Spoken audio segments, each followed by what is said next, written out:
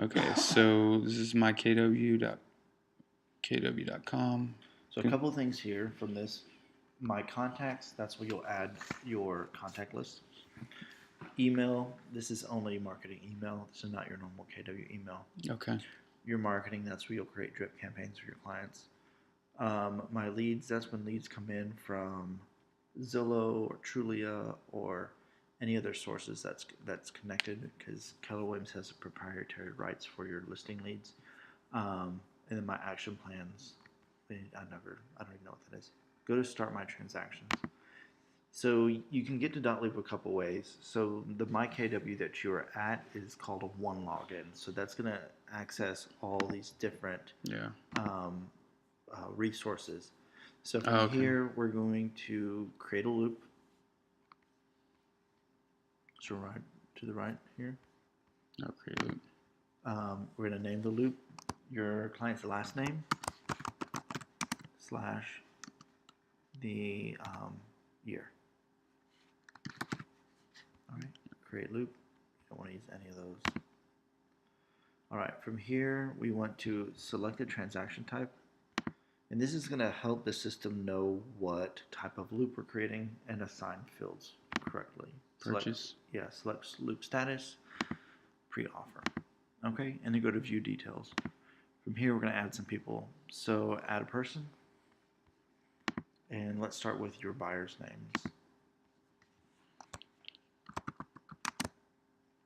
Do I need to put... And since we've already created a listing loop, his information will be filled in. Go to role, and once you assign that role as the buyer, it may pull up. No, it's not pulling up his information. So you'll need his contact information.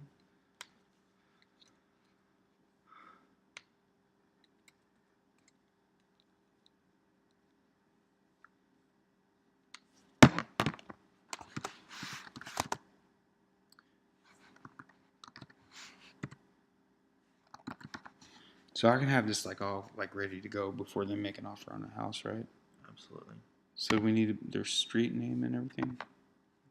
No, yes. You need all this information. 1318. Here, I've got their details right here. 1318 Lovely Lane. Deer Park. 536. 536. Okay. You don't need marital status. State, you need state.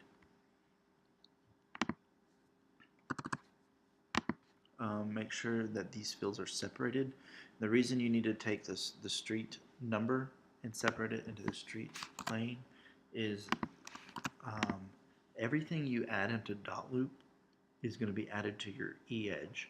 E-edge is what we use to send all our mail marketing. So when, the CSV file that you're creating with all those different fields, they need to be separated here so that they can be separated when you export that. Okay. So add person. E-edge. All right, add another person. Lindsay.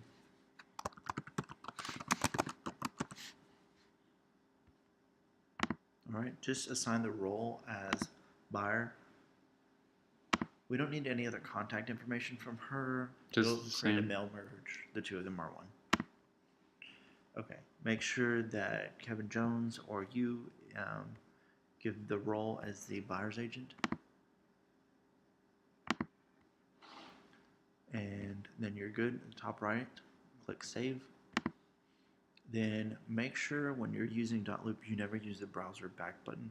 Scroll to the top, use back to the loop. From here, we're going to add a template. So click on templates.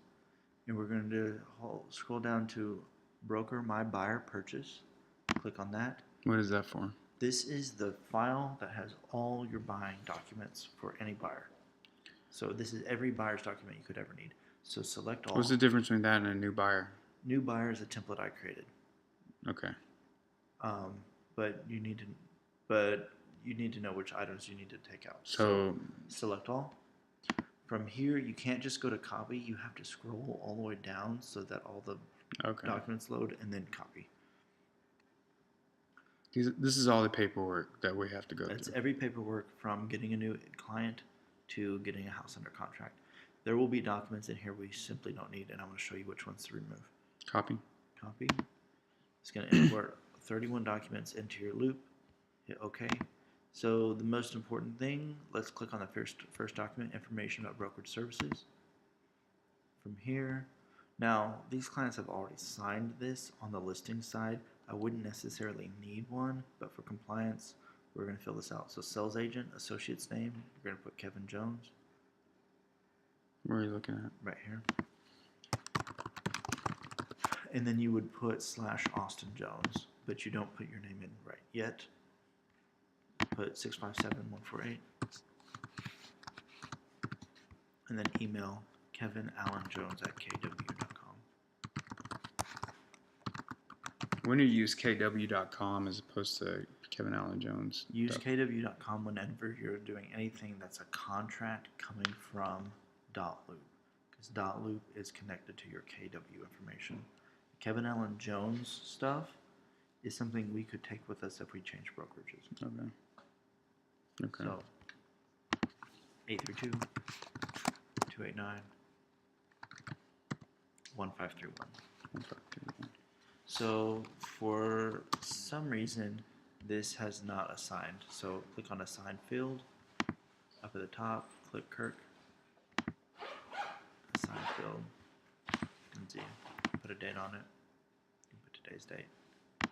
And then top right, save and share. And you're going to start sending them all the buyers' information right now. You're good with that?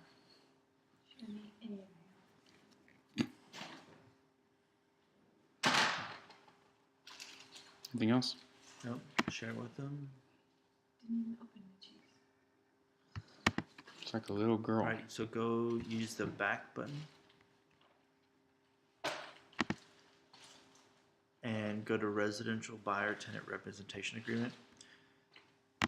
No, don't share it with them. Don't? Don't. X out. We need to fill it out. Click on the agreement. Okay, sorry. So scroll down. Sell commission rate, put 3%. If this was a listing, we would put 6%. Scroll down. That's all good. Autofill. So from here, you want to make sure their information is correct. So far, market area. In C, you're going to put Deer Park, Clear Creek, ISD, and surrounding areas. Deer Park, ISD. Is it okay if I start this or do you not want that? Recording. It probably would be okay. It's just as long as I can hear my voice. I'm not sharing this with anybody. This agreement commences on, put today's date, and then put December 31st, 2018. All right. Initial. Okay, there's, for some reason, it's not, it's, I don't know, just put Kevin Jones.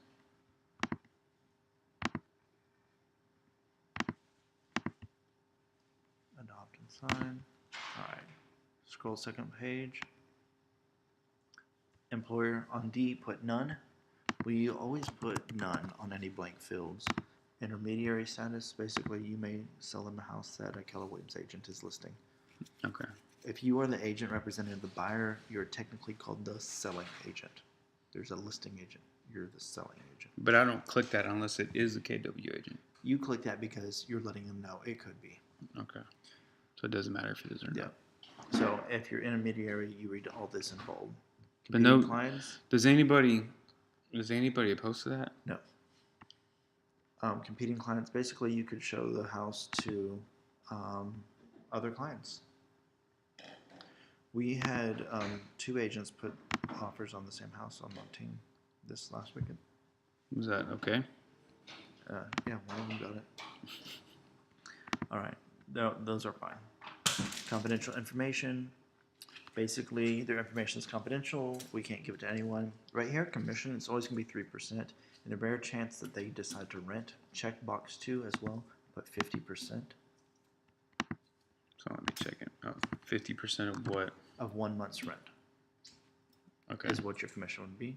This shows that the source of commission is going to come from the seller. But if the seller refuses to pay your commission, you could ask the buyer for it. Sometimes the buyer wants you to cross that out. All right, letter F, it says construction, put fee equal to 3%. This, it already says fee equal to, so just put 3%. So if you did new construction, you're still going to make a commission if they go to a builder's office. But you want to make sure you walk with them into the builder's office and they don't show up at a builder's office without their agent. The builder won't pay you.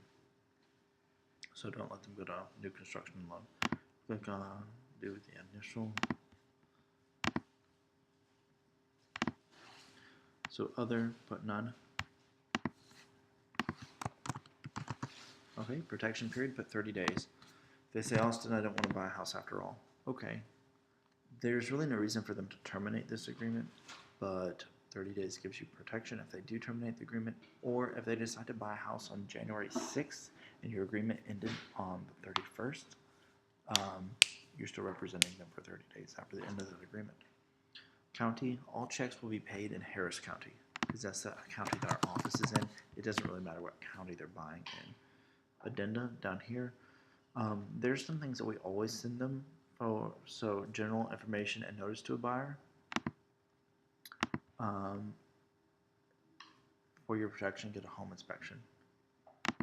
We send that to them? Yep, and those are other documents in this. So special provisions in there, put none. And adjust the initial. Sign. Alright, additional notice.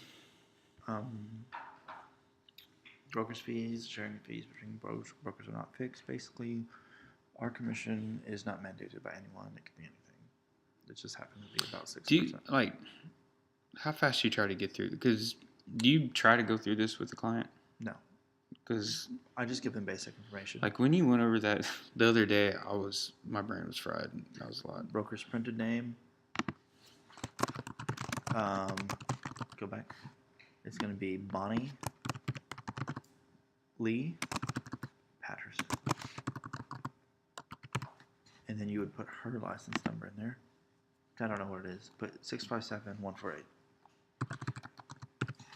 Okay, and then signature, assign filled, Kevin Jones. Sign it, and then you're checking that I'm a broker's associate, not the broker. And then you can save and share this with your clients, and that's a buyer's agreement. So they need it. So we want them to share. We want them to sign this before tomorrow. This is the agreement that allows you to be their agent. Yeah. So go use your back button. So you've sent them 2 documents. You're going to go to this representation disclosure. This third item is a very abbreviated version of the representation agreement. You don't really need that. If you were going to go show a new house and you needed to prove to the builder that you were their agent, you could send them that abbreviated version because it doesn't give information like what your commission is. General information and notice to a buyer. Click on that one. This is basically a glossary of real estate terms, and in your meeting with them, you would go through this. So I'm going to explain these things really quick. Okay. Annexation, the city can buy your house. Appraisal is the value of your house. A broker is a person that is responsibly legally for a transaction. Environmental concerns, there are some things we can't. The general concerns happen over time. Environmental concerns are due to the environment. Lead-based paint, if a house is built before 78, it could have lead-based paint. We don't know, but we have to give you disclosure. Mold, we have to get a special inspector to do mold. None of our normal inspectors do mold. And you actually need an environmentalist to do a mold inspection, and it costs about $400, $500 per room. They're not required? No. Oak, wilt, and diseased trees, I don't know, and neither will your inspector, but if it looks diseased, you could have an environmentalist look at that. Noise, we don't really have any control. So the same inspector for mold will inspect the trees? Might be able to, but a normal home inspector doesn't. Expansive soils, we live in Texas. Every house has foundation problems, will have foundation problems, or had foundation problems. That's just where we live. So if the foundation's been repaired, that's a good thing. Foreign Investment in Real Estate Act, Basically, if you are a foreign citizen, you can buy as many properties as you want, but when you sell them, you're going to be taxed. Are you a foreign citizen? That'd be good to know. Flood hazard, floodways, and flood insurance. These things change all the time. We've been in the middle of transactions where the flood zones changed a week before closing, and then closing got pushed back because we needed flood insurance. Historic and conservation districts are not likely that we'll be buying. However, if we're buying in Galveston, we will possibly run into that. Inspection, repair, and walkthrough. Inspections happen during the option period. Repairs happen between the option period and closing. The walkthrough is the day before. That's when we make sure that your seller completed all repairs that we asked for. Mandatory Owners Association. Your HOA dues. If it's in an HOA, you have to pay dues or they can foreclose on your house. Mineral interest. We don't have mineral interest in most cases in Texas. Multiple listing services, MLS. The catalyst for the MLS starts on HAR and then it goes to over 900 websites. Permits. If a house has had an addition and needs a permit, it is possible to buy a house that's had an addition without a permit, but it must be disclosed. You don't take possession of the house until you have funded on the loan. Property insurance. If you have a mortgage, you need insurance. If you're listing your property, it has to have insurance to protect people coming in. Residential service contract. Sometimes it gets confusing, but all it is a home warranty. And generally, the seller provides a home warranty. As your buyer's agent, I'm going to negotiate a 12-month home warranty from the seller of the house for you. Restrictions on property near an international border. That's not going to be a case for us. School boundaries can change. Keep that in mind. Septic tanks and on-site sewer facilities. You need inspections on septic tanks and wells.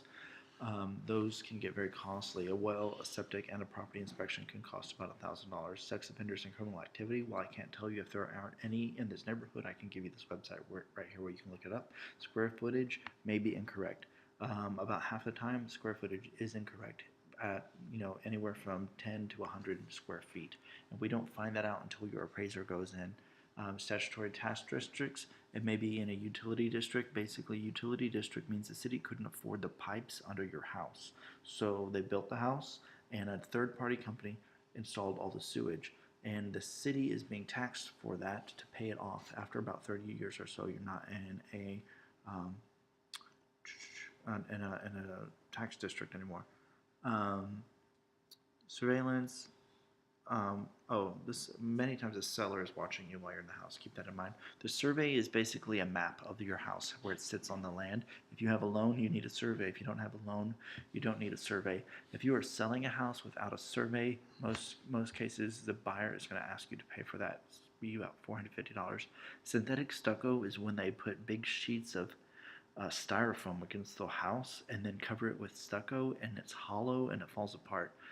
That's not a really good idea. You see that a lot in commercial buildings, not really homes. Real stucco is made out of cement. Tax prorations, basically you're paying for the days that you lived in the house of that year. So if you're buying a house in the middle of the year, the seller is going to give you the prorated taxes for the first half of the year, and that's going to go in your escrow account. You're going to have to pay those taxes at the end of the year. The termination option is the 10, sometimes 7-day option period that you get when you buy a house, to give you the option of backing out if you can't come to terms on repair requests. Tidewaters can come in and out, and we don't have any control of that. Title insurance. The seller of the property will pick the title company they want generally because they're paying for the title policy. Title policies are standard in the state of Texas.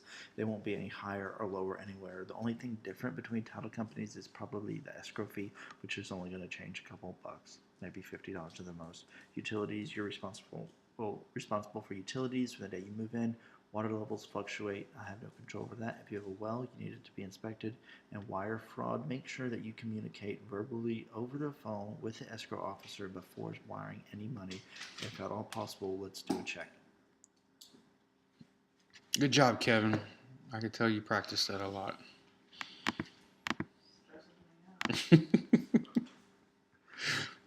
Save and share.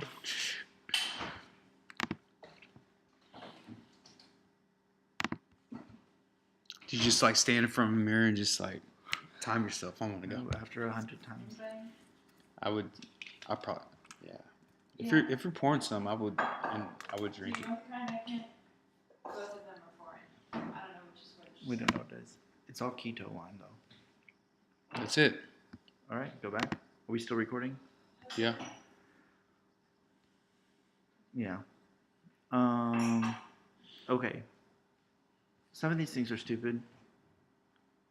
If you are in a flood zone, then So you don't have to give all these documents? If you're in a flood zone, then you give something about flood zone. If you're built before 78, then you send something about lead-based paint. For your protection, get a home inspection. But you don't have to send wire fraud because you mentioned that in the general information. Well, yes, but it's just another CYA type of thing. Click on for your protection, get a home inspection. You're going to highly recommend a home inspection, so send this to them. Okay. That's it. Share. Whoa. Scroll down. All the way down. It doesn't have their names for some reason. So go to add signature, put a signature here, and assign it. I don't know, there's just something wrong with it. So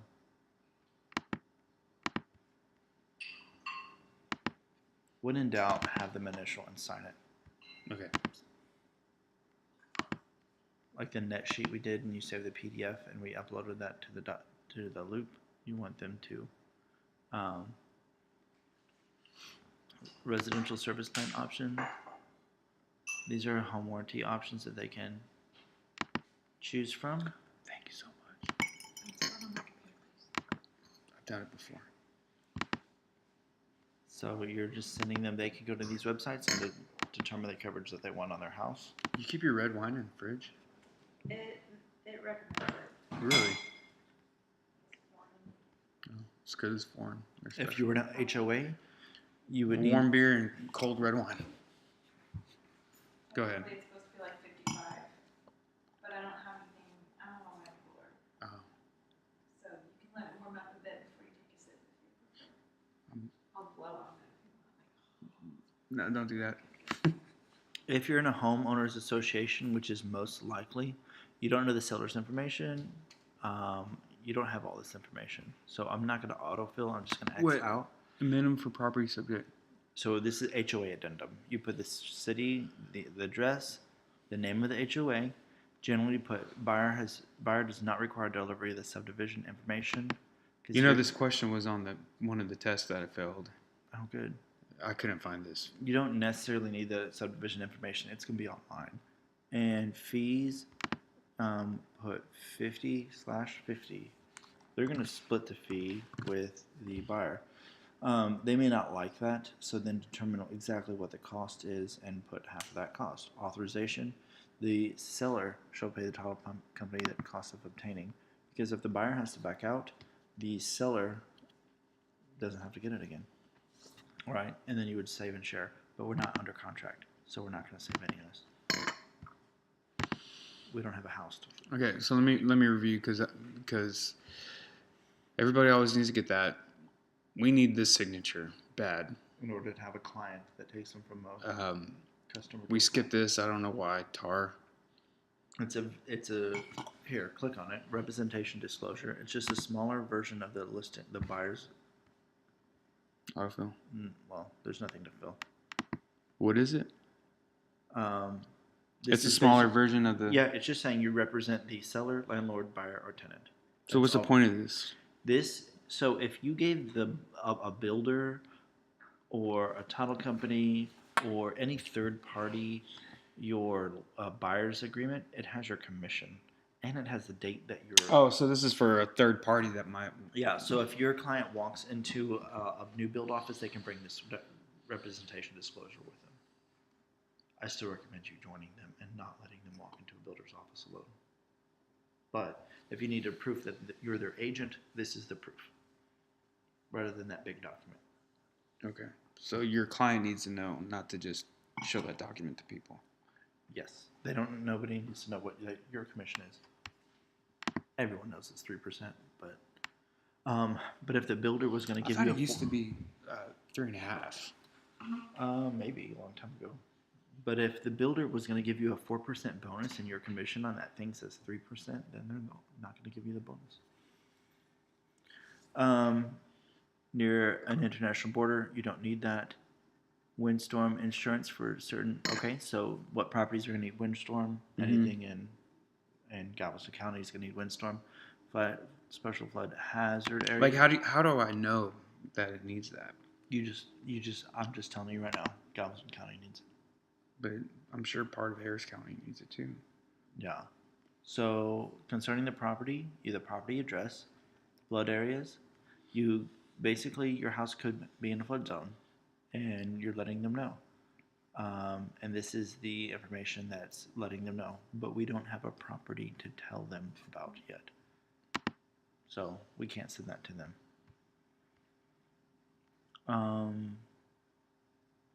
HOA, lead-based paint, if it was 78 or below. On-site sewer, most likely not for them. What do you mean on-site? Like, If it had a I'd well and a septic tank.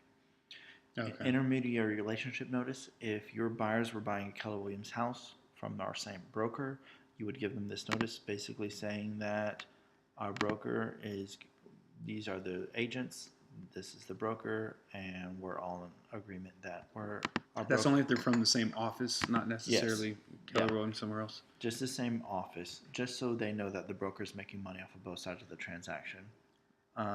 Wonderful residential contract. So we're going to do a whole nother video on that. Third-party financing addendum, a whole nother video on that. Seller's temporary residential lease. If the seller needed to stay in the house after they closed to give them time to move out, they would pay the new buyer rent until it's time for them to move out. Say that again one more time. If the seller can't move out on the closing date and they need to rent it back from the buyer, Okay. like we closed and then we rented it for a few Oh, days. okay, I got it. Non-realty items. So if the MLS says the refrigerator, washer, dryer, and the grill stay, you have to do a non-realty items addendum and list all the items. And this is a checklist or what? You just start listing the items. Oh, okay. And there's an amount. So if your seller has this chandelier that they're taking as an exclusion, but your buyer really wants it, they can pay the seller X amount of money to leave it. So this is where you put all non-realty items. The first house I sold, I didn't do non-realty items addendum for the refrigerator, and the seller took the refrigerator, and my buyers sold their refrigerator with the house they sold, and they didn't have a refrigerator. So I ended up having to buy them a refrigerator out of my commission. So don't make that mistake. That's a good lesson. All right. That's the biggest mistake you made, I'm sure. The only mistake I made. Scroll down. It's the only time you made that mistake. That's the only time I made that mistake. Buyers walk through an acceptance form the day before closing. You fill out that.